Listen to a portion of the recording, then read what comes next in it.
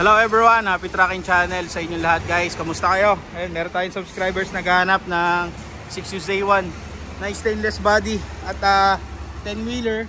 Yan. Single differential lang to, manual transmission. Kita nyo, stainless din yung mga bolt nya.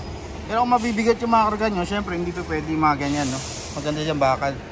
Pero kung lighting ano lang, mga 15 tons, 18 tons, okay lang yan. May AdBlue, pwedeng mawala yan pag pinadpd nyo. Importante, ang hinahanap gusto nila, mga ganito, stainless ang mga bisagra. Wing band, no? Stainless talaga, grabe naman, no? Pintab, oh. Itong kanyang chassis, napakaganda rin, quality, no? Kapal ng ano niya, secondary.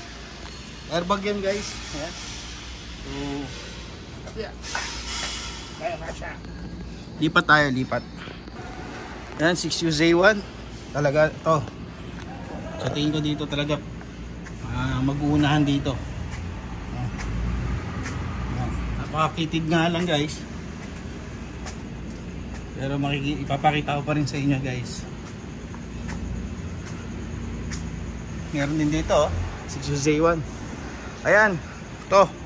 Ito yung eksaktong hinahanap nyo, no? Especially sa mga subscribers natin dyan. So medyo masikip, pero pagka may time kayo guys, pumunta na lang kayo dito, papakita ko sa inyo yung unit na to. Napaka solid na to, 6UZ1.